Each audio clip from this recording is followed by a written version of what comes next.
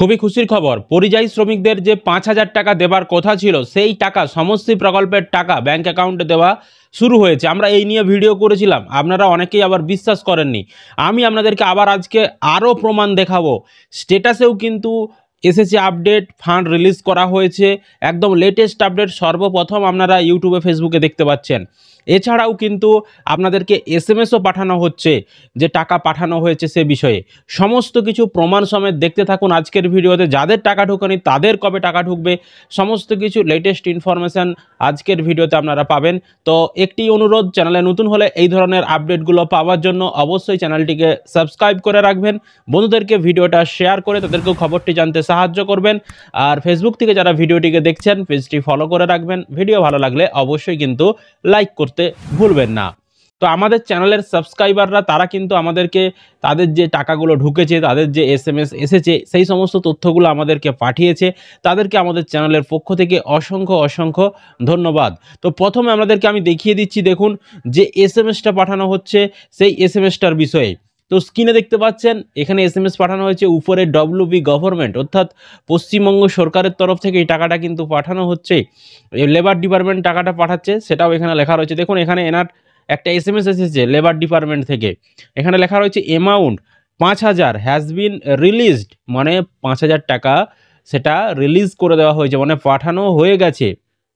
Please check your bank account, আপনি আপনার bank অ্যাকাউন্টটা চেক করুন বলছে।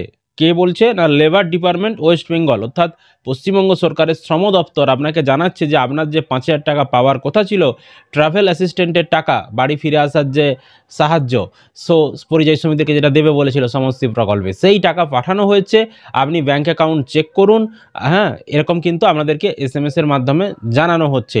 এবং আপনি যখন সমষ্টি যে অ্যাপ সেখানে গিয়ে চেক স্ট্যাটাস করে স্ট্যাটাস চেক করছেন, বা কর্মসাথী যে পোর্টাল সেখানে গিয়ে যখন আপনি চেক স্ট্যাটাস করছেন, মানে স্ট্যাটাস যখন আপনি চেক করছেন, সেখানেও কিন্তু পরিষ্কার স্ট্যাটাসের ঘরে দেখতে পাচ্ছেন চলে এসেছে ফান্ড রিলিজড। আমি স্ক্রিনে দেখাচ্ছি, দেখুন ফান্ড রিলিজড অর্থাৎ ওনার টাকা পাঠানো হয়ে গেছে, তাই এখানে ফান্ড রিলিজড দেখাচ্ছে।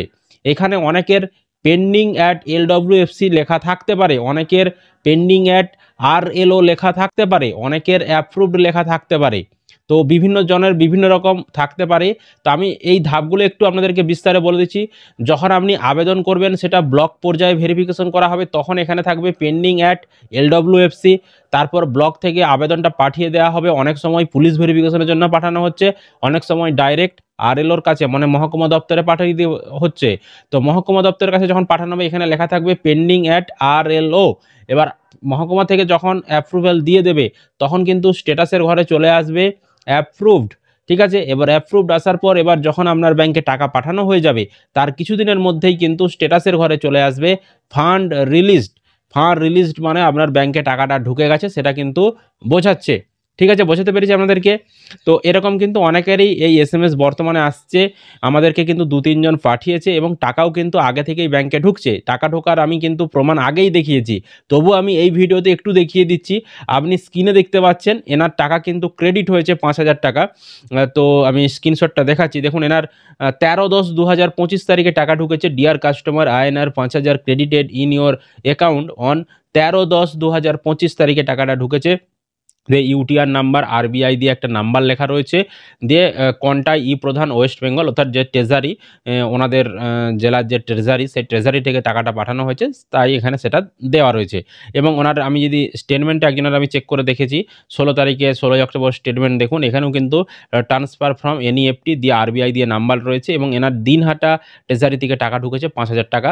এবং এসএমএসটাও আমি দেখাচ্ছি, দেখুন এনার ইউর ক্লেম অফ রুপিস 5,000 টাকা other gain is release from Dinhata treasury and is schedule to be credited to bank account number, দিয়ে ব্যাঙ্কের অ্যাকাউন্ট নাম্বার দেওয়া রয়েছে। এবং 16/10/2025 তারিখে ওনার কিন্তু টাকাটা ঢুকেছে। তার মানে একটা আমি দেখালাম 13 তারিখে টাকা ঢুকেছে, একটা দেখালাম 16 তারিখে টাকা ঢুকেছে। ঠিক আছে, তার মানে টাকা দেওয়া কিন্তু শুরু হয়ে গেছে। তবে বর্তমানে যে টাকা দেওয়া শুরু হয়েছে এটা শুধুমাত্র ট্রাভেল অ্যাসিস্ট্যান্টের টাকা, তার মানে হচ্ছে বাড়ি ফিরে আসার যে এককালীন 5,000 টাকা দেবে বলেছিল সেই টাকাটা কিন্তু দেওয়া হচ্ছে।